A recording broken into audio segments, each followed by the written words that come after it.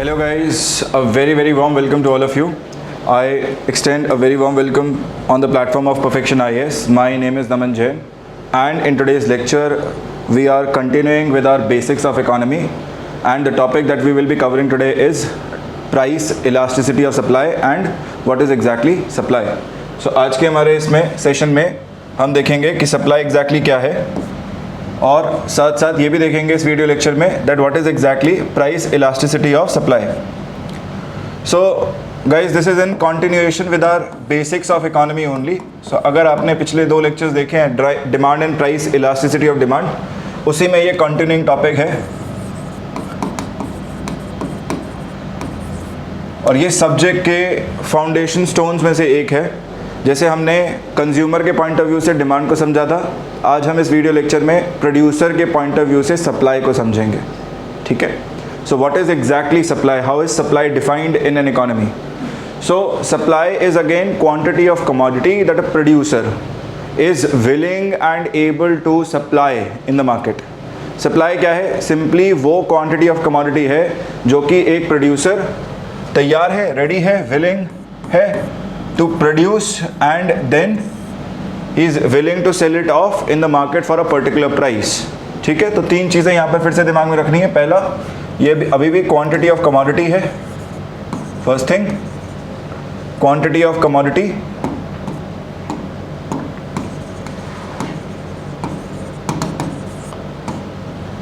Quantity of commodity that a producer is willing to produce, he is willing to sell off in the market at a particular price at a given time.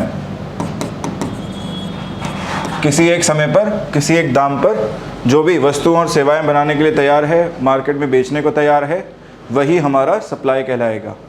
ठीक है. Now related to this concept of supply we also have a concept of stock. ठीक है. सो इसी से जुड़ा हुआ, supply से जुड़ा हुआ जो एक कॉन्सेप्ट है वो है the concept of stock. And I am sure आपने ये टर्म ज़रूर सुना होगा. प्रोड्यूसर के पॉइंट ऑफ व्यू से कई बार ये टर्म देखने को मिलता है जहाँ पर हम बात करते हैं कि स्टॉक इतना है ना. आप दुकान पर गए and you are buying some goods और service, you choose out something. So वो कहता है सर ये स्टॉक में नहीं है ना, आप कोई और चूज़ कर लीजिए. सो आपने कुछ और चूज़ किया तो कहता है हाँ सर ये स्टॉक में अवेलेबल है. ठीक है. तो ये स्टॉक का कॉन्सेप्ट क्या है समझिएगा. Let's understand this with the help of an example. So let me take an example where I have a producer and he is producing let's say any commodity. Let's say he is producing sugar. So इनकी sugar की factory है, चीनी की factory है, और ये चीनी की मिल में शुगर जो है प्रोड्यूस कर रहे हैं. Now let's say his per day capacity on an average is somewhere close to 50 kgs per day. 50 kilo per day की कैपेसिटी रखते हैं प्रोड्यूस करने की. ठीक है ना. 50 kgs per day. So he is producing sugar almost this much. ठीक है. Now let's say I have 5 days of the week and I try to know what is exactly his supply and what is his stock. ठीक है. So day wise देखते हैं. Monday को इन्होंने production करना शुरू किया. सो प्रोडक्शन कर रहे हैं let's say 50 kgs. Now market में the price comes out for Monday and let's say the price on Monday is ₹30 per kg. Now this producer is not happy with the price, है ना. मान के चलिए कि ये जो प्राइस है कम है, इसे लग रहा है कम है. So producer is not that happy with price, right. But still he is willing to supply some.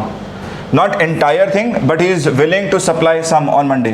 So what is his supply on Monday? SM on Monday. Supply on Monday, let's say, is 20 kgs. ठीक है. 20 kilo. अब 20 kilo supply करने के बाद इनके पास stock कितना बचा Monday को? सो हम यहाँ लिख सकते हैं स्टॉक ऑन मंडे. ठीक है. Stock on Monday that is left with him is 30 kgs. ठीक. Then Tuesday. Now on Tuesday again he can produce 50 kgs. So उन्होंने वो तो प्रोड्यूस किया ही किया 50 kgs अपना, जो पर डे बेसिस पे कर रहे हैं. ठीक. फिर प्राइसेस निकल के आए ट्यूसडे के लिए. सो प्राइस निकल के आता है ट्यूसडे के लिए let's say ₹40 per kg. Now this producer is very happy with the price and he is ready to supply the entire amount. वो कह रहा है 40 ठीक है, 35 फिर भी कम रह जाता, but 40 is good enough, so he is willing to supply not just 50 kgs but the remaining stock also, ठीक है। सो यहाँ से उन्होंने सप्लाई किया 50 plus remaining 30 of Monday, stock of Monday, so supply on Tuesday is 50 plus 30 kgs.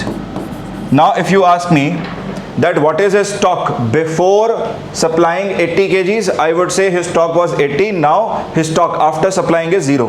So अब इनका stock कितना रह गया? After Tuesday, after supplying this much, stock left with him is 0 kgs, ठीक है। ऐसे ही सिमिलरली वेडनेसडे का देख सकते हैं कि भाई वेडनेसडे को जो है, on Wednesday he is again supplying some goods to the market, let's say इनके पास प्रोडक्शन के इन्होंने 50 kgs का, ठीक है, प्राइसेस निकल के आए let's say 35, prices on Wednesday comes out to be 35 पर kg। अब ये प्रोड्यूसर जो है वो कह रहा है कि ठीक है, it is good enough, not that good as yesterday, 40 तो नहीं है पर ठीक है, फिर भी सप्लाई कर सकते हैं। तो सप्लाई ऑन वेडनेसडे कितना हो गया, let's say 40 kgs, 40 kilo supply कर दिया, स्टॉक कितना बचा वेडनेसडे को, इट इज़ रिमेनिंग 10 kgs। और यहाँ से डेफिनेशन भी मिल जाएगी हमें स्टॉक की, ठीक है। सो मैं आपसे पूछूं what is stock there by, ठीक है, वो क्या होगा डेफिनेशन स्टॉक का। So stock is simply the amount of commodity, the amount of goods और services that are left with the producer at any given point in time, ठीक है ना। किसी भी समय पर जो भी क्वांटिटी ऑफ कमोडिटी प्रोड्यूसर के पास है वही स्टॉक कहलाता है। So definition of stock, it is simply the quantity of commodity with the producer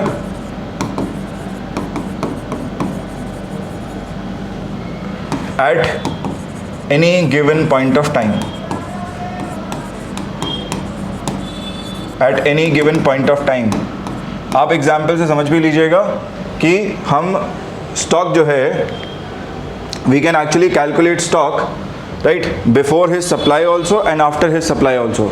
हम सप्लाई से पहले भी निकाल सकते हैं, जैसे हमने कहा सप्लाई कर रहा है वो 40 kgs, सो पहले कितना है उसके पास स्टॉक 50 kgs है, जिसमें से 40 सप्लाई किया तो स्टॉक रिमेनिंग कितना रह गया, stock remaining is just 10 kgs, ठीक है।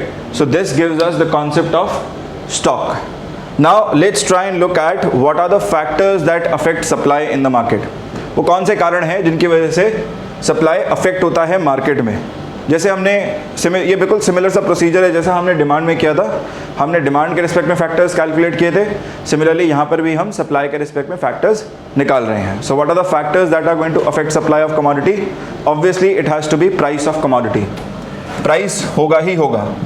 सो price of commodity X is again a variable, is again a factor which is going to affect supply of that commodity. Secondly, price of related good, P of R। हमने related good में दोनों ही पढ़ा है, हमने complementary substitute दोनों पढ़ा है, so price of complementary as well as price of substitute is again going to be impacting supply of that commodity in the market. Third parameter is prices of factors of production। Price of factors of production को हम कहते हैं factor cost, इसको हम कहते हैं factor cost, और इसको हम रिप्रेजेंट करते हैं by FC, factor cost FC, ठीक। नेक्स्ट आता है स्टेट ऑफ टेक्नोलॉजी, इसे हम रिप्रेजेंट करते हैं by the parameter capital S and small t, state of technology. Fifth factor which is affecting supply is government policies, सरकार की नीतियाँ, ये भी इम्पैक्ट डालती हैं, है ना। कैसे इम्पैक्ट डालती हैं? जैसे सरकार की नीतियाँ अगर सही हैं, मतलब ईज़ है बिजनेस करने का, तो क्या होगा, सप्लाई बढ़ेगा। लेकिन अगर लाइसेंसिंग नॉर्म्स हैं, है ना, टैक्सेशन की पॉलिसी है, बहुत स्ट्रिक्टर नॉर्म्स हैं और कंप्लायंसेस बहुत ज़्यादा हैं, तो automatically supply will remain low, है ना, बैरियर्स हैं एंट्री के लिए। Then objective of the firm is also parameter which impact supply. Objective in the sense कि फर्म अपने आप को किस रूप से मार्केट में प्रोजेक्ट कर रही है, that whether the firm is projecting itself as a luxury brand और अ कॉमन मैन्स ब्रांड, है ना। आपने देखा होगा लग्जरी ब्रांड जितने भी हैं उनके एड्स आपको ज़्यादा नज़र नहीं आएंगे, राइट। लग्जरी ब्रांड मार्केट में बहुत ज़्यादा सप्लाई नहीं मेंटेन करेगा गुड्स का। जैसे फॉर एग्जांपल अगर आप आज गाड़ी खरीदने जाएं, लग्जरी कार खरीदने जाएं, right, so if you go out to purchase Audi will tell you sir we don't have the car, you will have to book the car and it will come after let's say 3 months और 4 months, है ना। So objective of the firm बहुत matter करता है, मतलब आपको इसके wide spread showrooms नहीं नजर आएंगे, आपको बहुत ज़्यादा सप्लाई नहीं नजर आएगा कमोडिटी का। Whereas things, I mean goods which are projected as a common man's brand, जैसे कोको कोला है, so Coca Cola is widespread available. आप छोटी से छोटी दुकान पे भी जाएंगे तो वहाँ पर भी सॉफ्ट ड्रिंक के नाम पे आपको कोको कोला ज़रूर मिलेगी, है ना।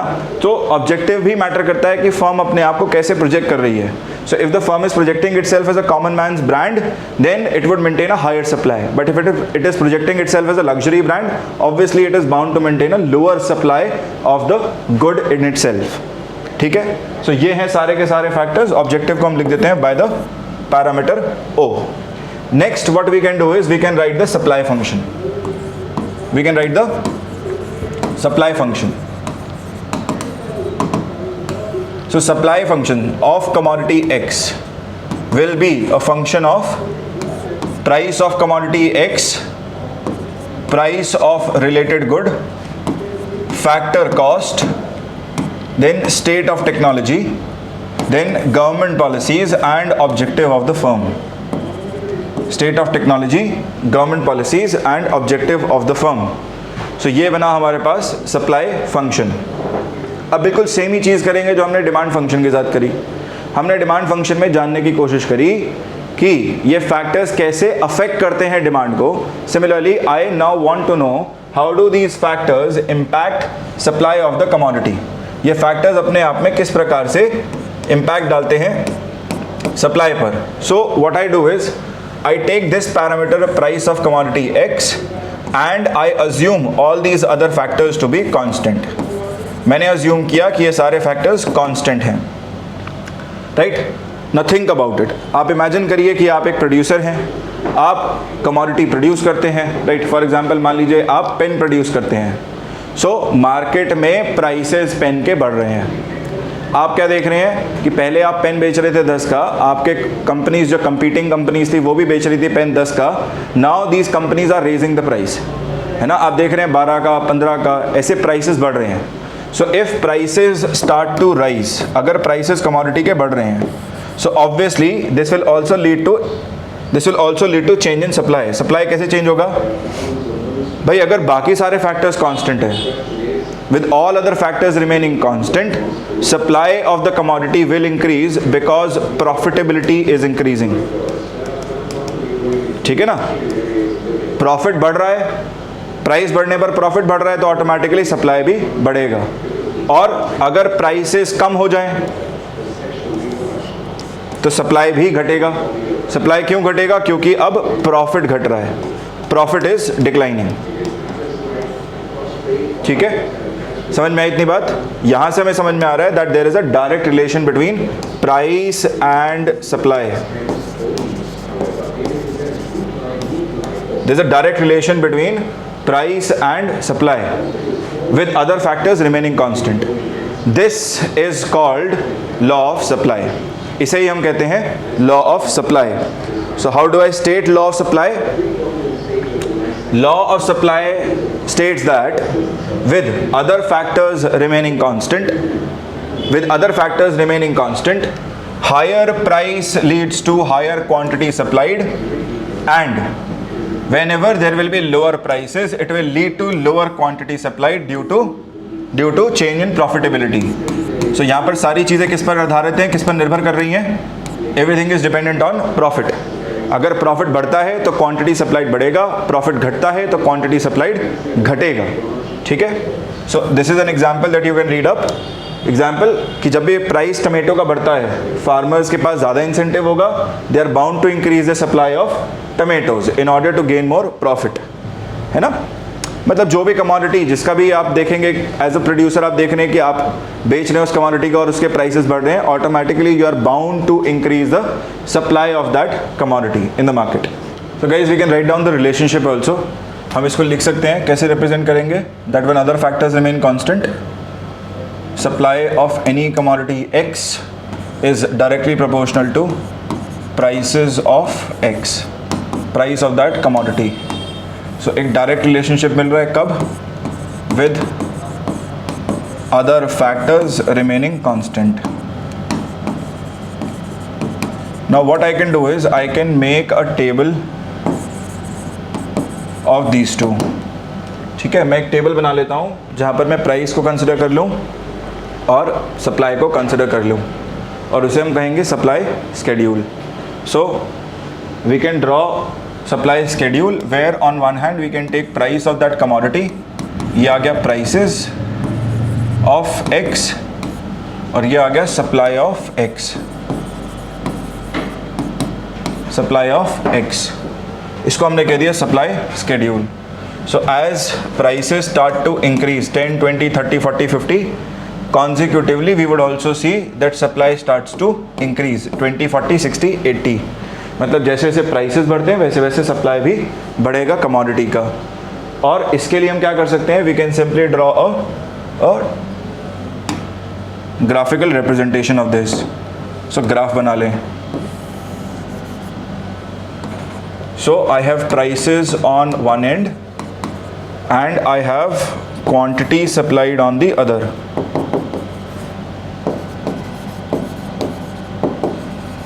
Quantity supplied on the other.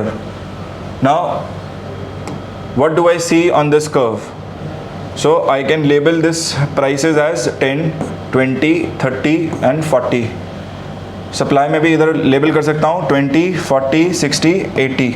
अच्छा guys please note down that I have taken this to be linear, है ना। मैं देख रहा हूँ कि 10-10 का इंक्रीज़ है और उसके हिसाब से मैंने 20-20 का इंक्रीज़ लिया है, बट ज़रूरी नहीं है कि ये +20 ही हो, ऐसा 20 + 20 40 ही हो, 40 + 20 60 हो, ये कुछ भी हो सकता है, ये 45 भी हो सकता है ना, ये 65 हो सकता है, फिर ये 90 भी हो सकता है। So it can be non linear also. So there is no compulsion to take it linear increase. ठीक है, आप नॉन लीनियर भी ले सकते हैं, बस इंक्रीज रखना है, क्योंकि प्राइस बढ़ रहा है तो automatically supply should also increase. So now if I draw a curve for this, अगर मैं इसके लिए एक कर्व बनाऊं, so I believe my shape of the curve should be somewhat like this. ये होना चाहिए कुछ शेप, है ना, कि 10 प्राइस पर मेरे पास 20 सप्लाई है, जैसे मैंने प्राइस बढ़ाया 20 सप्लाई हो गया 40, मैंने प्राइस बढ़ाया 30 सप्लाई हो गया 60, और 40 किया तो 80 हो गया। सो इसको हम कहेंगे supply curve. This is my supply curve, and remember this is an upward sloping curve. This is an upward sloping curve. ये क्या है, एक अपवर्ड स्लोपिंग कर्व है, ठीक है ना। और इसके लिए हम अगर स्लोप निकालें कर्व के लिए, slope of the curve will be delta y by delta x, change in y axis by change in x axis, change in prices by change in quantity supplied, change in price by change in quantity supplied। ठीक है, सो अगर हम इसे calculate करें, so I can take 2 points, any random 2 points, कोई भी ऐसी randomly select कर लें आप, right. So you take this point and you take this point. मान लो इसको हम बोलते हैं P1, इसको लेते हैं P2।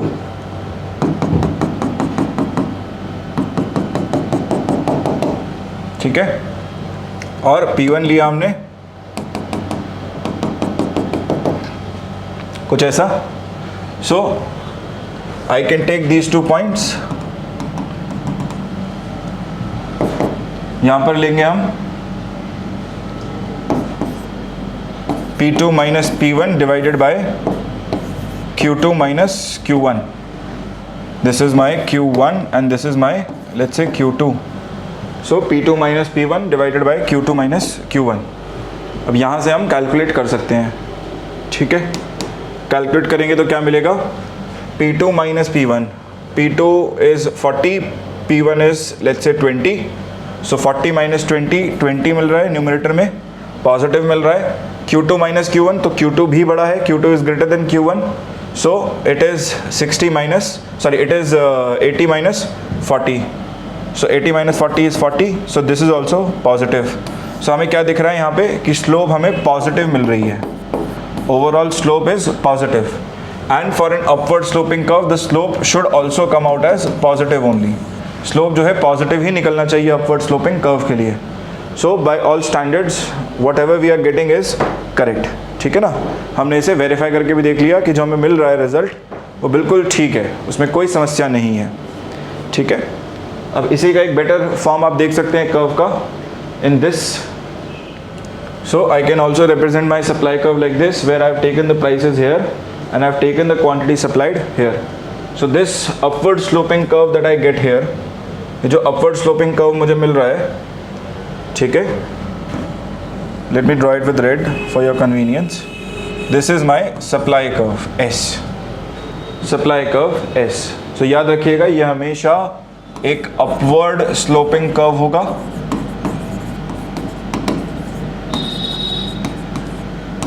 जिसका स्लोप पॉजिटिव होगा. Slope will be positive. इसी को अगर मैं कंपेयर करना चाहूँ डिमांड कर्व से, ठीक है, सो डिमांड कर्व क्या था? Demand curve was a downward sloping curve, नीचे की ओर जा रहा था, ठीक, और साथ ही साथ उस कर्व का स्लोप नेगेटिव था, यहाँ में पॉजिटिव मिल रहा है. So upward sloping curve S, वहाँ पर था हमारे पास downward sloping demand curve D. ठीक है. Next let's look at the exceptions to law of supply. Now guys, when I say exceptions to law of supply, please understand I want to know those cases where the relationship between supply of commodity X and price of commodity X, this is not going together. है ना. हमने law of supply को क्या लिखा था? हमने law of supply को लिखा था that supply of any commodity X is directly proportional to price of that commodity. मतलब जैसे जैसे प्राइस बढ़ेगा वैसे वैसे सप्लाई बढ़ेगा, और अगर प्राइसेस घटेंगे तो सप्लाई भी घटेगा. ठीक, कुछ ऐसा रिलेशनशिप हम जानना चाहते हैं. बेसिकली वो केसेस जहां पर इस रिलेशनशिप को फॉलो नहीं किया जाएगा, है ना, इसको फॉलो नहीं किया जाएगा, और वो क्या बन जाएगा हमारे पास? एक्सेप्शंस बन जाएगा. So what are the exceptions to law of supply? So think about it from producer's perspective. आप प्रोड्यूसर के पर्सपेक्टिव से समझिएगा इसे, कि एक प्रोड्यूसर प्राइस घटने के बावजूद ज़्यादा सप्लाई करे, है ना, या सेम प्राइस पर सप्लाई करे ज़्यादा, सो आप उसे कह सकते हैं एक्सेप्शन. ठीक, कहाँ कहाँ पर देखने को मिलता है? So that can happen in 3 scenarios. First case being where I have perishable commodities. So if my producer is selling, let's say, any kind of perishable commodities where the shelf life of the commodity is lower, जहाँ पर shelf life ही commodity का कम हो, जैसे कि milk हो गया, egg हो गया, vegetables हो गया, इन scenarios में, right, in these kind of goods, the producer cannot wait very long to supply the goods in the market. And thereby whatever prices that the good is fetching, he is willing to supply it at that price. Question उठता है, sir why is he not able to wait? क्यों wait नहीं कर रहा है? आपको भी पता समझ में आ रहा है कि वेट इसलिए नहीं कर सकता है क्योंकि अगर एक प्रोड्यूसर या सेलर वेट करेगा तो क्या होगा? कमोडिटी रॉटन ऑफ होगी, खराब हो जाएगी. खराब होने के बाद अगले दिन जब बेचने की कोशिश करेगा तो आज जो दाम मिल रहा था वो भी नहीं मिलेगा, right. So let's say if he was able to sell tomatoes for ₹30 पर kg टुडे, अगर आज 30 रुपये किलो पे बिक रहा है टमाटर, ठीक है, अगर इसको रख ले और उम्मीद करे कल 40 पे बेच दूंगा, प्राइसेस बढ़ जाएंगे, कल 40 हो जाएंगे, ठीक है, मान लेते हैं मार्केट के प्राइस 40 भी हो जाएं, लेकिन ये 30 रुपये किलो पे भी नहीं बिकने वाला कल, क्योंकि ये खराब हो जाएगा, स्टेल हो जाएगा. सो समझिए, जिन कमोडिटीज़ का शेल्फ लाइफ शॉर्ट होता है, for commodities which have shorter shelf life, this is a very major problem, है ना. जितने भी हमारे पास फ्रूट्स वेजिटेबल्स हैं, इन सब में यही प्रॉब्लम फेस करता है producer, that he does not have ample storage facility where the commodity can stay fresh, and thereby he is forced to sell it at the prevailing prices in the market. जो भी market में prices fetch कर रहा होगा उसी price पे बेच के उसे बाहर निकलना पड़ेगा. Otherwise if he keeps the commodity for long, then the commodity will not even fetch the price that it is fetching today. जिस दाम पे आज बिक रहा है वो दाम भी नहीं मिलेगा. सेकेंड केस एक्सेप्शन क्या मिलता है हमें? Second exception to this is out of fashion goods. Out of fashion goods. अब याद रखिएगा, इन फैशन गुड्स के केस में, है ना, डिमांड बढ़ती है, लेकिन out of fashion goods, right. For example those television sets, हमारे पास पहले ज़माने में बड़े टेलीविजन सेट्स होते थे, है ना, CRT वाले. अभी तो LED चल गया है, QLED चल गया है, right. So earlier when we used to have those television sets, right, they have become out of fashion goods. Similarly, ऐसे bell bottom jeans has become out of fashion goods. So will a producer wait for bell bottom jeans to again come in fashion? Or let's say a seller or producer of that old set of television sets, is he going to wait for the commodity to come in fashion again? No. वो producer क्या करेगा, वो simply supply कर देगा commodity को, जो भी price पे मिल रहा होगा, जो भी उसे प्राइस मिल रहा होगा मार्केट में कमोडिटी के लिए, he will be willing to sell it off at that prevailing price. Simple reason being, he understands, as a producer he understands that he needs to clear the space so that he can make more space for the in trend commodities. So bell bottom jeans निकाल के जगह जो खाली हो रही है उसमें क्या लेके आएगा, उसमें इन फैशन गुड्स लेके आएगा ताकि प्रॉफिटेबिलिटी बढ़ाई जा सके, बेची जा सके कमोडिटी को, rather than sitting and waiting idle for out of fashion goods to sell off. ठीक है. So out of fashion goods के केस में भी producer will sell off the goods at whatever price it is fetching off. ठीक है. Third prominent reason जो Indian economy के point of view से काफ़ी इंपॉर्टेंट भी रहता है, that is immediate requirement of funds. Immediate requirement of funds समझिएगा इसे. सो हमारे केस में, हमारी रूरल इकोनॉमी में you may find there are a lot of goods which are actually good. और जनरली ये मिल्क के प्रोडक्ट्स मिलेंगे आपको, है ना. डेयरी एक्टिविटी ज़्यादा है तो मिल्क के प्रोडक्ट्स देखने को मिलते हैं, right. But you don't find these goods coming in the market. हमारे पास जो मिल्क के प्रोडक्ट्स आ रहे हैं वो जनरली कंपनी के आ रहे हैं. जैसे हमारे पास अमूल बेच रहा है ना, मदर डेयरी कुछ प्रोडक्ट्स बेच रहा है. सो आप देखते हैं कि जो लोकल प्रोड्यूसर्स हैं ये तो अपने प्रोडक्ट्स नहीं बेच पाते, right. A simple reason being that these producers they face this problem of immediate requirement of funds. मतलब रूरल एरिया में से अगर कोई एंटरप्रेन्योर बन भी जाए और कमोडिटी को बेचने का डिसाइड भी करे, जनरली वो ये प्रॉब्लम फेस करते हैं इमीडिएट रिक्वायरमेंट ऑफ फंड्स वाली, because of which they do not even have the time for marketing, they do not have a time to even establish a well efficient supply chain to the urban markets. Because of which, right, many a times when they face this problem of immediate requirement of funds, they sell off their produce in a hurry, है ना. और ये कई बार हमने देखा है कि कई प्रोड्यूसर्स जो हैं ये प्रॉब्लम फेस करते हैं immediate requirement of funds. Loans repay करने हैं या इनफॉर्मल चैनल से बोरो किया, अचानक से रीपे करना है, इमीडिएट रिक्वायरमेंट फंड्स की आ गई. तो क्या होगा, जो भी कमोडिटी जो भी प्रोड्यूस पड़ा होगा उसे प्रिवेलिंग प्राइस पे ही बेच देंगे, वेट नहीं करेंगे मार्केट में प्राइसेस के बढ़ने का. ठीक है. So in this case also we can see that this is an exception to law of supply. So guys, let's look at next shift in supply curve.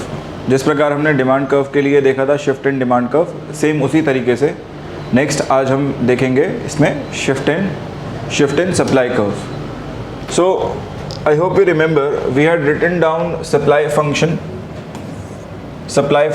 s of x, which is a function of price of commodity x, price of related good PR. Then we had considered factor cost here. factor cost के बाद हमने consider किया था इसमें government policies,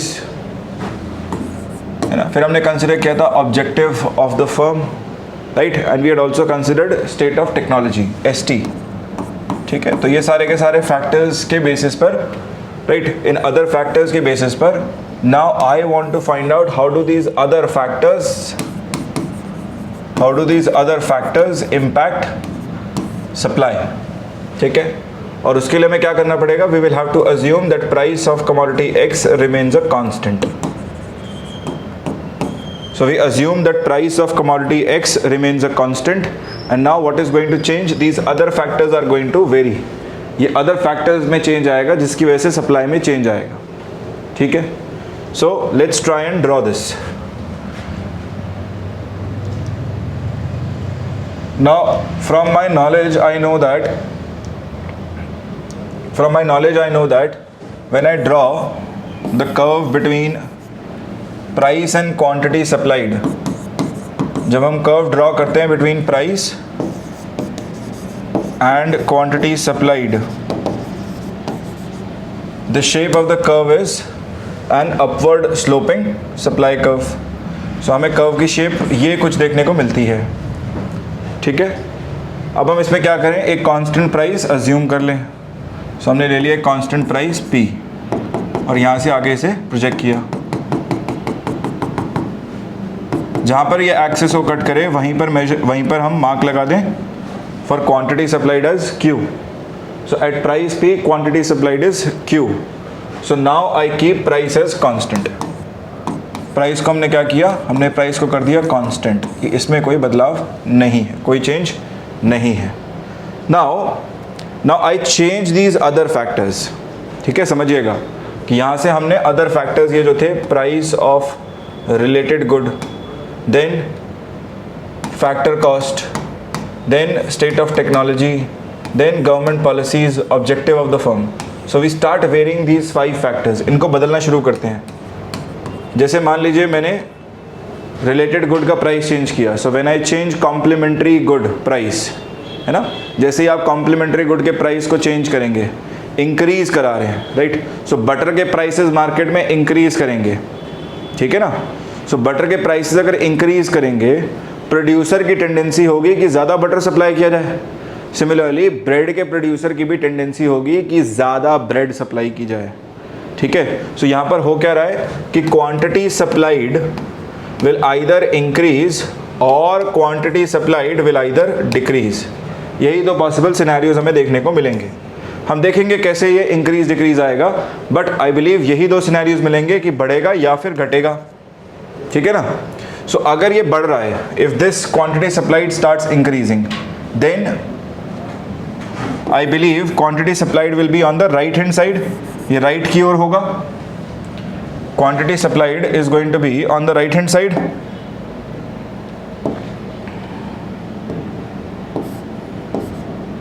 So let's say I take quantity supplied as Q1. Now I project this Q1 upwards, right, and the point where it cuts my price axis.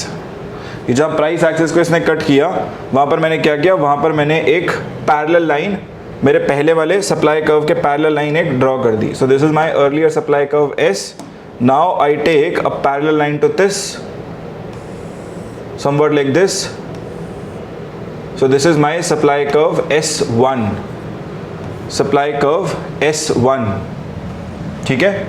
So मेरा supply curve right की ओर move कर गया, S1. ठीक. This is my increase in quantity supplied. ये क्या है, increase in quantity supplied. So जब भी quantity में increase होगा, quantity supplied बढ़ेगी, मेरा supply curve राइट की ओर शिफ्ट होगा. So whenever there is increase in quantity supplied, remember supply curve shifts rightward. shifts rightward, right की ओर शिफ्ट कर जाता है सप्लाई कर्व. ठीक. इसका ऑपोजिट केस देखते हैं. अगर क्वांटिटी सप्लाइड घटता है, right, so if my quantity supplied decreases, I believe decrease has to be on the left. So अगर मैं ये कम करूं, quantity supplied, let's say mark this as Q2. Now project this Q2. इसको project करिए straight line. ठीक है. सो हमें Q2 कुछ ऐसा देखने को मिलेगा, right, and I mark this as S2, where I can see that from my original supply curve the new supply curve has moved toward left. So any kind of decrease in quantity supplied, any kind of decrease in quantity supplied will shift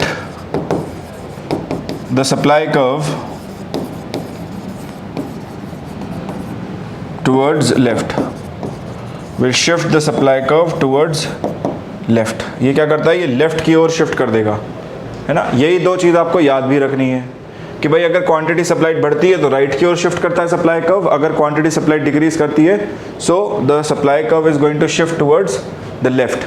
now as these curves shift, this is called as shift in supply curve. इसी को हम कहते हैं shift in supply curve. Shift in supply curve. और ये shift कब हो रहा है, this shift occurs due to change in these other factors.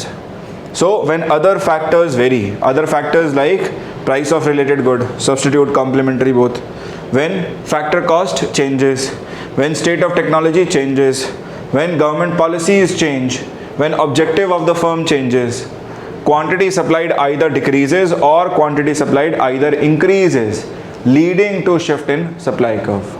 ठीक है, सो दो तरह के मूवमेंट्स आपने पढ़े. पहला आपने पढ़ा लॉ ऑफ सप्लाई में, ठीक, लॉ ऑफ सप्लाई जहां पर हमने देखा movement along the curve, producer किस प्रकार मूवमेंट कर रहा है, उस कर्व पर मूव कर रहा है. सेकेंड जो आप मूवमेंट देख रहे हैं that is in the form of shift in the curve itself, where the supply curve either shifts entirely to the right और to the left based on whether quantity supplied increases और decreases. ठीक है, इसे कहते हैं shift in supply curve. अब आते हैं सवाल पर कि भाई ये शिफ्ट हो ही क्यों रहा है ना. Let's try and answer this particular question, why is supply curve shifting. So guys हमने देखा कि that shift in supply curve occurs based on variation in other factors. ठीक है, तो एक तरफ हम ले लेते हैं अदर फैक्टर्स और दूसरी तरफ ले लेते हैं इम्पैक्ट ऑन सप्लाई.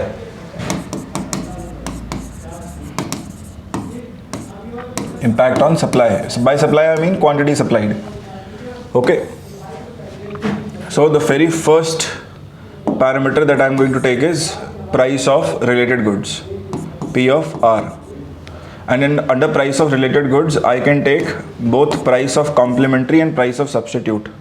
So मान लेते हैं कि price of complementary goods बढ़ रहा है ना, जैसे bread and butter था, so butter के prices बढ़ रहे हैं.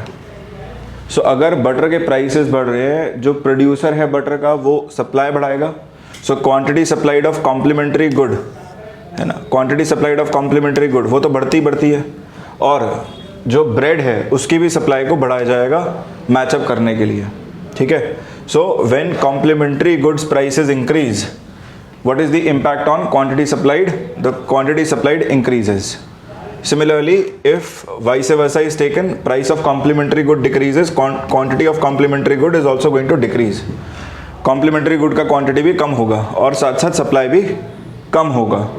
ठीक है ना, बटर का जो प्राइसेस है वो घटे तो जो बटर का जो प्रोड्यूसर है वो कम सप्लाई करेगा मार्केट में. जब कम सप्लाई आएगी बटर की तो ब्रेड भी कम सप्लाई होगी मार्केट में. Then we can take price of substitute goods, जैसे ओला उबर हमने लिया था. सो अगर ओला के प्राइसेस बढ़ रहे हैं, सो प्रोड्यूसर ज़्यादा सप्लाई करने की कोशिश करेगा. So quantity supplied of substitute good is bound to increase.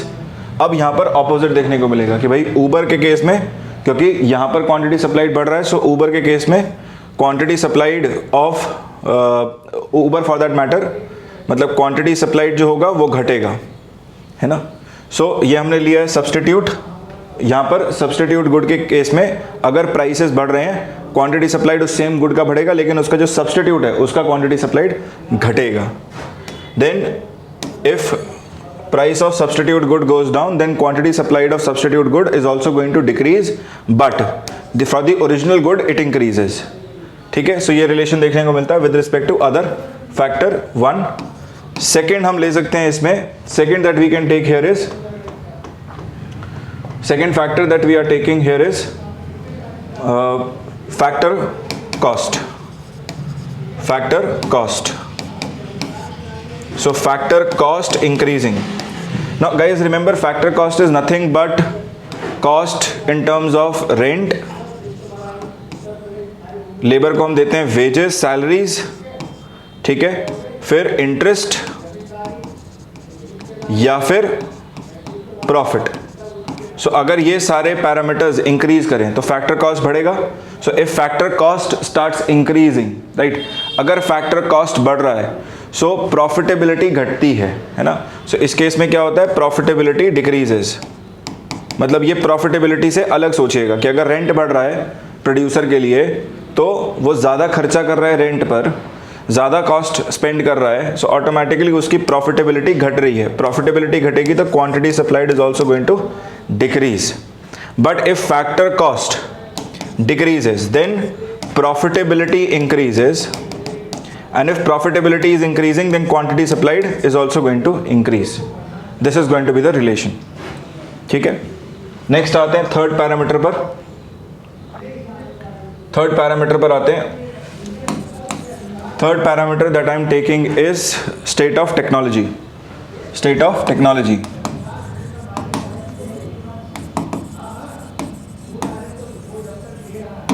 So state of technology अगर अप है, अपग्रेडेड है, नई है, ठीक है, अपग्रेडेड है, नई टेक्नोलॉजी को इस्तेमाल किया जा रहा है, तो automatically quantity supplied will be higher. क्यों हायर? सिंपल सा फंडा, सिंपल लॉजिक कि भाई यहाँ पर लेबर की रिक्वायरमेंट कम होगी, मशीन्स एंडलेसली काम कर सकती हैं, सो क्वांटिटी सप्लाइड अपने आप बढ़ जाएगा. मतलब कम समय में ज़्यादा प्रोडक्शन कर सकते हैं तो ज़्यादा क्वांटिटी सप्लाइड. लेकिन वहीं पर अगर स्टेट ऑफ टेक्नोलॉजी पुरानी हो, ओल्ड हो, ऑब्सोलीट हो, so this will also have an impact on quantity supplied in terms of decreasing quantity supplied, है ना, पुरानी टेक्नोलॉजी यूज़ कर रहे हैं. Then fourth factor that we can consider here is government policies, सरकार की नीतियाँ. So अगर government policies जैसे मान लीजिए टैक्सेशन की है, सो टैक्सेशन रेट बहुत हाई है. अगर टैक्सेशन का रेट हाई है तो प्रोड्यूसर के लिए प्रॉफिटेबिलिटी कम रहेगी, प्रॉफिट कम हुए. अगर प्रॉफिट कम हुए तो क्वांटिटी सप्लाइड ऑटोमेटिकली घटा दिया. लेकिन वहीं पर अगर टैक्सेशन के रेट्स कम किए, ईज ऑफ डूइंग बिजनेस के अंडर, सो प्रॉफिटेबिलिटी बढ़ेगी. प्रॉफिटेबिलिटी बढ़ेगी तो quantity supplied is also going to increase out. Similarly अगर मान लीजिए कंप्लायंस नॉर्म्स हैं, सो कंप्लायंस नॉर्म्स में ईज है ना, ईज है तो क्वांटिटी सप्लाइड बढ़ती है. लेकिन वहीं अगर कंप्लायंस नॉर्म्स स्ट्रिक्ट हों, if the compliance norms are strict,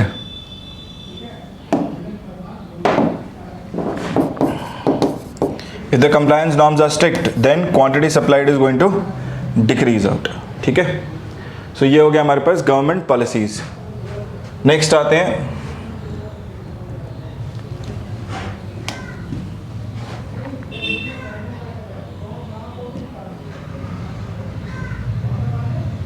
so next I can take next parameter, fifth parameter to be objective of the firm. Objective of the firm. So अगर objective firm का है कि अपने आप को एक luxury brand की तरह प्रोजेक्ट करना है, एक luxury brand, then quantity supplied will remain low. But if the brand is projecting, if the commodity is being projected as a common man's good, है ना, common man's good, common man's product,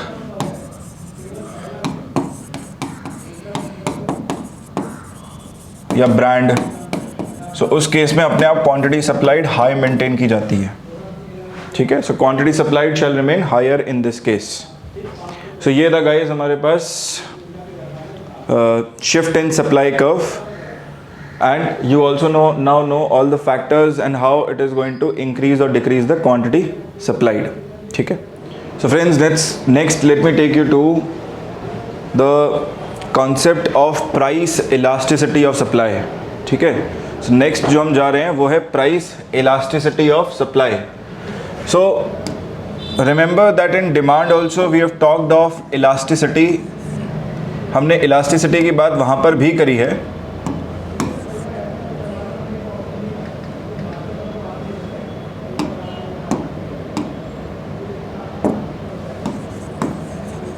And I said elasticity is nothing but the degree of responsiveness.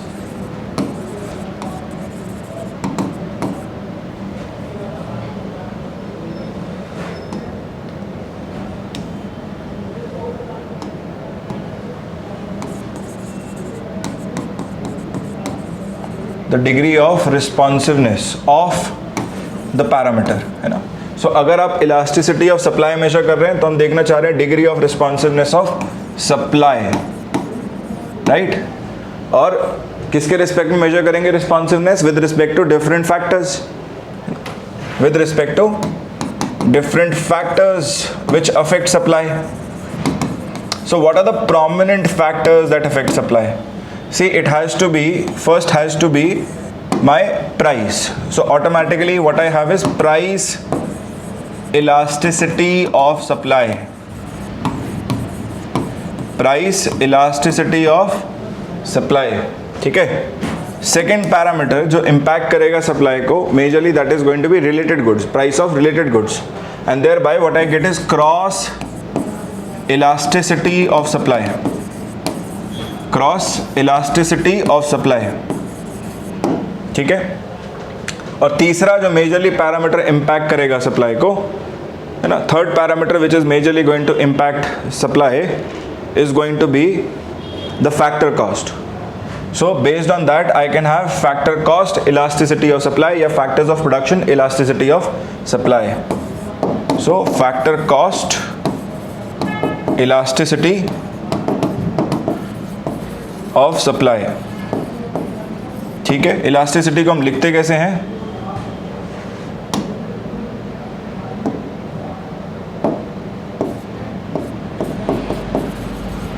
So elasticity को हम लिखते हैं y the capital small e, है ना, जिसका निकाल रहे हैं उसको राइट साइड में सप्लाई और जिसके रिस्पेक्ट में निकालें उसको लेफ्ट में. सो price elasticity of supply will be written like this. Similarly, cross elasticity of supply will be written like this, है ना. And factor cost elasticity of supply will be written like this. Factor cost elasticity of supply, ठीक है, इस तरीके से लिखा जाएगा. सो हम इसमें ये पैरामीटर पढ़ेंगे, price elasticity of supply, in order to understand this particular topic. So what is exactly price elasticity of supply? क्या है ये price elasticity of supply?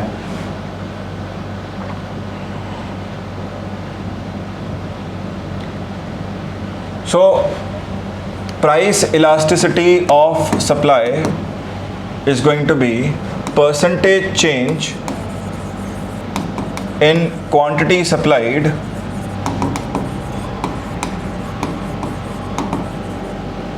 divided by percentage change in prices. Percentage change in quantity supplied divided by percentage change in prices.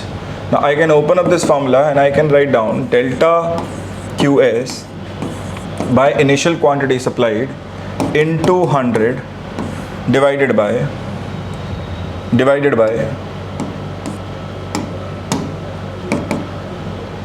change in prices divided by initial price into 100. Now I can cut this and the resultant that I will get is change in quantity supplied by change in price into initial price by initial quantity supplied, right. और ये क्या है, जैसे demand में हमने निकाला था, ये पैरामीटर भी अपने आप में कांस्टेंट है. This is also a constant, right.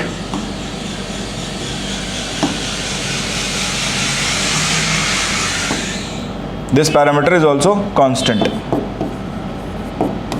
ठीक है ना. This parameter is a constant. Now majorly we understand that price elasticity of supply is going to depend on this. And have we seen this parameter anywhere? Yes, we have seen this parameter as slope of supply curve. So अगर आपको याद हो, हमने निकाला था slope of supply curve, slope of supply curve to be as delta P by delta QS, change in price by change in quantity supplied. So I can use this, I can say, है ना, मैं इसको use कर सकता हूँ, मैं इसको लिख सकता हूँ, ठीक है. क्या लिखूँ? That this is my nothing but 1 by slope of supply curve.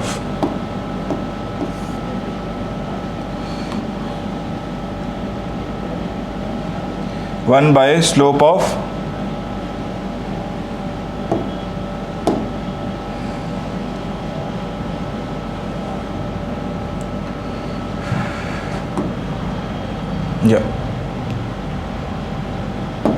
So I can write this as 1 by slope of supply curve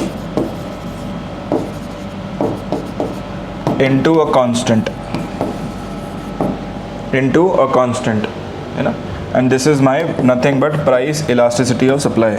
So so guys आप इस रिलेशनशिप को भी यूज़ कर सकते हैं, ठीक है, नीट पड़े तो क्वेश्चन में you can use this relationship and remember that my slope of supply curve is positive. ये पैरामीटर अपने आप में पॉजिटिव निकल के आएगा और इसीलिए हमारा प्राइस इलास्टिसिटी ऑफ सप्लाई भी पॉजिटिव आता है, ठीक है ना। So price elasticity of supply also comes out as positive, right. So price elasticity of supply comes out as positive. This comes out as positive. So there is no need to take any kind of modulus. यहाँ पर कोई ज़रूरत नहीं है modulus लेने की और उसी के आधार पे हमारे पास 5 केसेस यहाँ निकल के आएंगे। So price elasticity of supply just like in demand will have 5 cases. Case number 1 होगा हमारे पास जहाँ पर price elasticity of supply is equal to 0. Case number 2 where price elasticity of supply is more than 0 and less than infinity. More than 0 and less than 1, sorry. More than 0 and less than 1. Then case number 3 where I have price elasticity of supply equal to 1.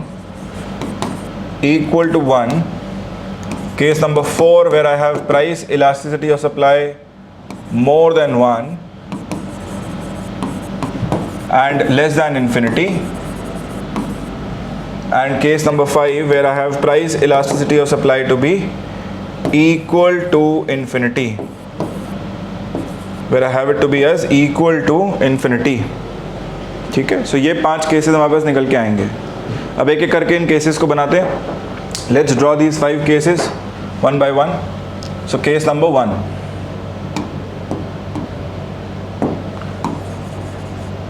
Case number 1 where price elasticity of supply is equal to 0. Now if price elasticity of supply is equal to 0, this means that my change in quantity supplied by change in price, this is equal to 0. Now this can only be true if my change in quantity supplied is equal to 0. कहने का अर्थ ये है कि भाई आप price में कितना ही बदलाव करें, क्वांटिटी सप्लाइड में कोई चेंज नहीं है ना।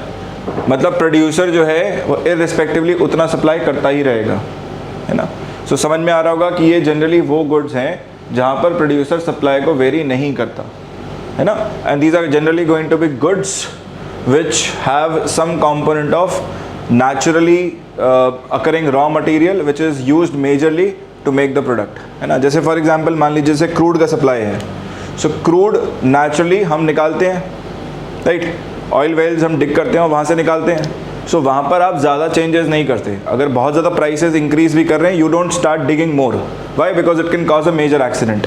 Similarly for a farmer who is producing a crop, even though prices may increase, he can't do anything on the farm now to increase his output, है ना। ऐसा तो कुछ नहीं कर सकता जिससे कि आउटपुट बढ़ा दे। 150 टन अगर मिलता है उसे आउटपुट, तो 150 टन ही मिलेगा, उसके आसपास ही मिलेगा। ऐसा नहीं है कि 150 से सीधा 250 टन हो जाएगा, ठीक है।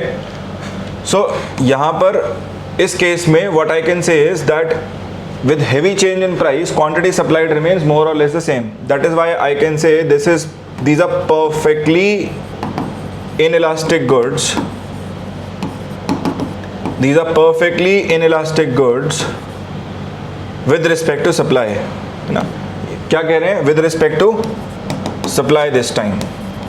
और अगर कर्व बनाए इसके लिए, if I make a curve for these goods, how will the curve look like?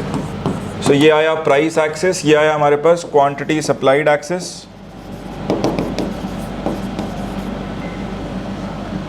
Quantity supplied axis,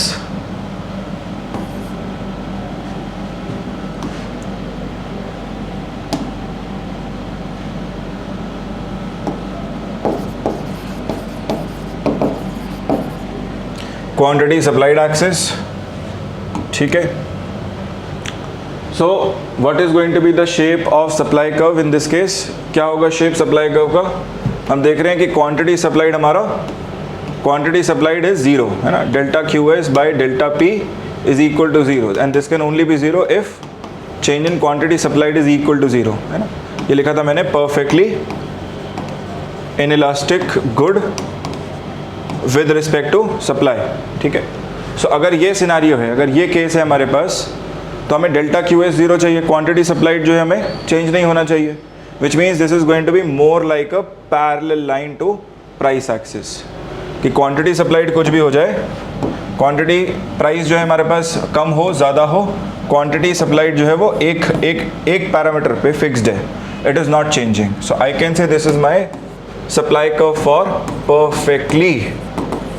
perfectly inelastic good with respect to supply. This is my perfectly inelastic good with respect to supply. So supply doesn't change much, है ना। इसका एक बेहतरीन example हो सकता है, कोई भी क्रॉप ले लीजिए आप, पोटैटो, टमेटो। तो tomato can be a very good example of this, कि भाई फसल बो दी है, फार्मर की बात कर रहे हैं, फार्मर को, प्रोड्यूसर को मान के चल रहे हैं कि उसने फसल बो दी है ना, 4 महीने बाद हार्वेस्ट करना है, तो जितने एकड़ में उसने प्लॉट किया है उतने में से ही हार्वेस्ट कर पाएगा, उससे ज़्यादा नहीं कर सकता, है ना, इवन दो द प्राइसेस में rise, right. So 2 months down the line, 3 months down the line, he can not increase his output beyond a certain limit. एक नंबर रहेगा कि भैया उस फार्म में कितना बोया है, उसी के हिसाब से आउटपुट मिल जाएगा, ठीक है। So this can be an example. Next let me take you to case number 2। Case number 2,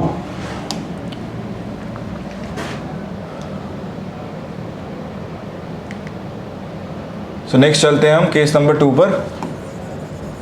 case number 2 where price elasticity of supply is more than 0 but is less than 1, more than 0 and less than 1। अब ये क्या बता रहा है आपको कि change in quantity supplied, है ना। I can make use of this, so I can say change in quantity supplied by change in price, by change in price,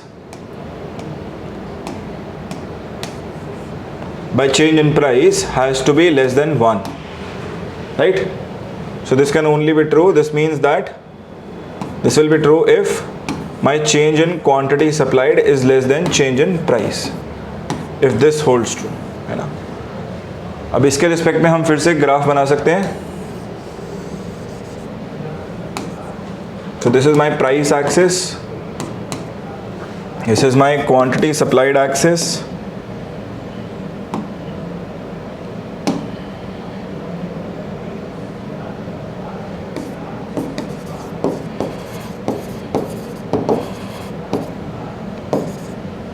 ठीक है।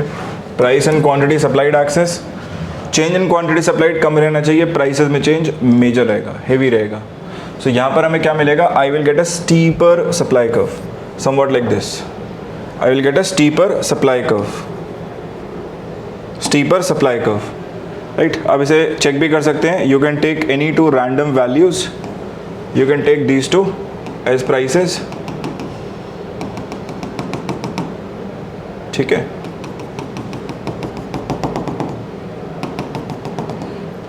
अब लेबल कर दीजिए, इसे कह दीजिए delta P change in price, and you can take this to be your change in quantity supplied, है ना। मतलब ये वाला जो वैल्यू हम कह रहे हैं, इसको आप मान लीजिए quantity, change in quantity supplied, ये वाला वैल्यू। सो उसके बेसिस पे हमें दिख रहा है that change in quantity supplied is less than change in price, right. So this is my still inelastic good with respect to supply. Perfectly inelastic नहीं है, but this is still an inelastic good with respect to supply, which means as a producer you still can't control the quantity supplied much with change in prices. So ये बन गया हमारे पास supply curve for inelastic good, inelastic good. Okay, next let me take you to case number 3. Case number 3. So case 3 where price elasticity of supply is equal to 1. This is equal to 1. This means that change in quantity supplied by change in price is equal to 1. Right? And if this is equal to 1, this means that change in quantity supplied is equal to change in price. ये relationship hold करेगा, और ये relationship hold करने का मतलब कि goods कैसी हैं, they are unitary elastic goods. They are unitary elastic goods with respect to supply. Unitary elastic goods with respect to supply. Right मतलब जितना चेंज प्राइस में होता है उतना ही चेंज क्वांटिटी सप्लाइड में हो रहा है परसेंटेज टर्म्स में. सो अगर हम इसके लिए कर्व ड्रॉ करें, I can take price on y axis and on x axis I can take quantity supplied.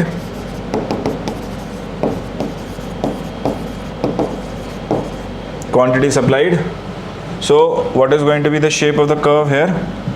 अभी ना स्टीपर है ना फ्लैटर है. अभी कर्व कैसा है? कर्व 45 डिग्री लाइन की तरह से है ना. So it is going to make more like a 45 degree line. हम इसे चेक भी कर सकते हैं. चेक कैसे करें? I can take any two random points P1 P2 and I can check whether on what point is it cutting my supply curve. Right ये मेरा डेल्टा P निकल के आया और ये मेरा चेंज इन क्वांटिटी निकल के आया. मैं क्या देख रहा हूँ? ऑलमोस्ट बराबर है ना, सेम है. So this is my supply curve for unitary elastic good. Unitary elastic good with respect to supply, है ना. मतलब अब प्रोड्यूसर के हाथ में थोड़ा बहुत कंट्रोल है with respect to his supply. He can change the supply as per the change in price. Right next आते हैं. नेक्स्ट केस,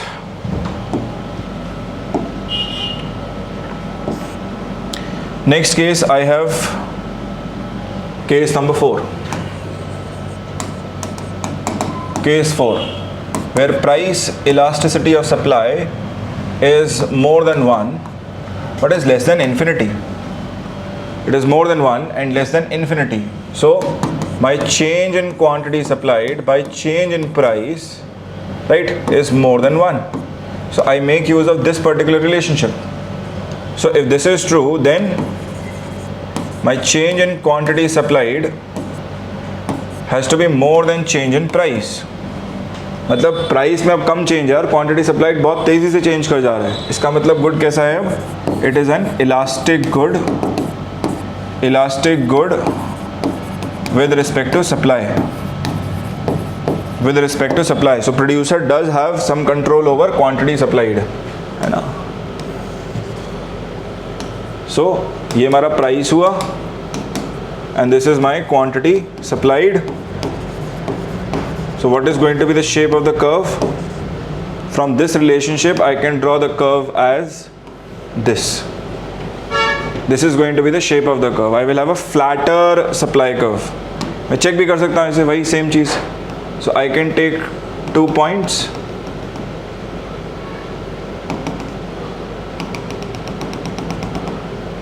So एक पॉइंट को यहाँ कट कर रहा है ये, एक पॉइंट को यहाँ कट कर रहा है. This becomes my change in price and this becomes my change in quantity supplied. Change in quantity supplied. So क्या दिख रहा है कि change in quantity supplied बड़ा है, change in price छोटा है ना. ये हमें रिलेशनशिप देखने को मिल रही है. ठीक है. So this becomes my supply curve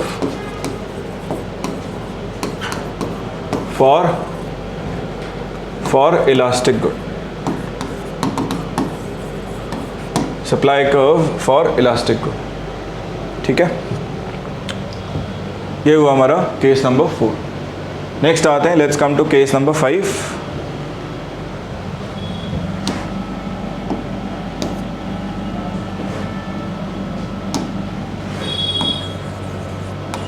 case 5 में price elasticity of supply is equal to infinity. Now if this is equal to infinity, it means that change in quantity supplied by change in price is equal to infinity. ठीक, और ये infinite कब होगा? This is going to be true if my change in price is equal to 0. If my change in price is equal to 0, है ना. ये क्या बता रहा है कि भाई प्राइस में चेंज नहीं हो रहा है, फिर भी quantity supplied can change by any value. By any value, which means it is a perfectly elastic good. Perfectly elastic good. perfectly elastic good with respect to supply, with respect to supply, ठीक। और अगर हम curve बनाए इसके लिए, if this is my price axis and this is my quantity supplied axis,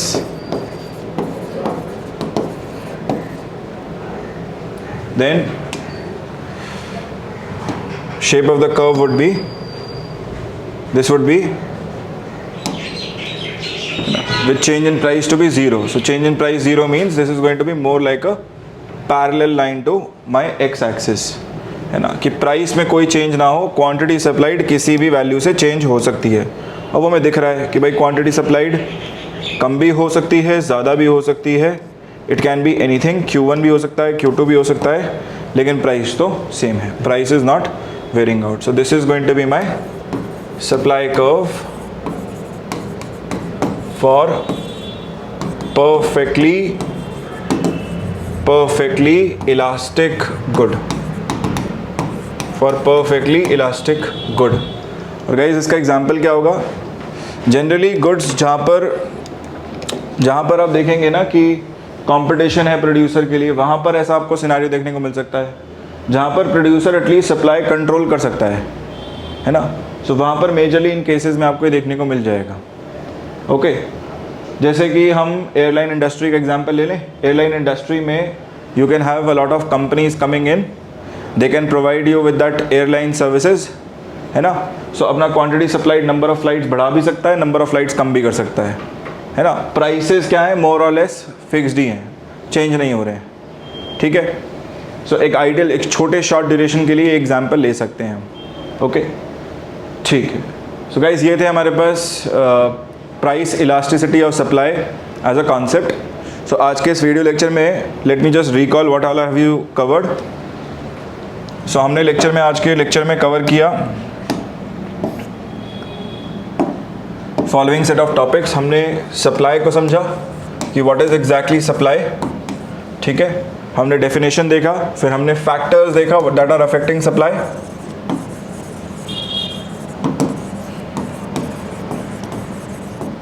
ठीक। वहीं से हमने लॉ ऑफ सप्लाई समझा,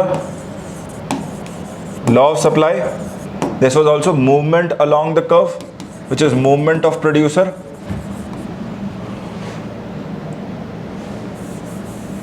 this is movement of producer along the curve. फिर हमने कुछ एक्सेप्शंस देखे इसमें, exceptions to law of supply.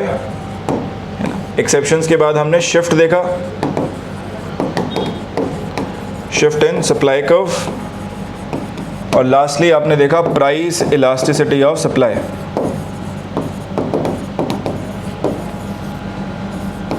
ठीक है। सो हमने मेजरली बेसिक्स में ये टॉपिक्स भी आज कवर अप कर लिए हैं, राइट। आने वाले लेक्चर्स में what I will do is I will bring together both of these market forces together of demand and supply, and I will discuss particular cases with you that what is going to happen in the market when demand increases, supply decreases, or both of them increase, or one remains constant whereas the other changes. So ये जो market में dynamics होता है, market में जो changes होते हैं supply demand में, वो हम बेसिकली स्टडी करेंगे आने वाले वीडियो लेक्चर्स में।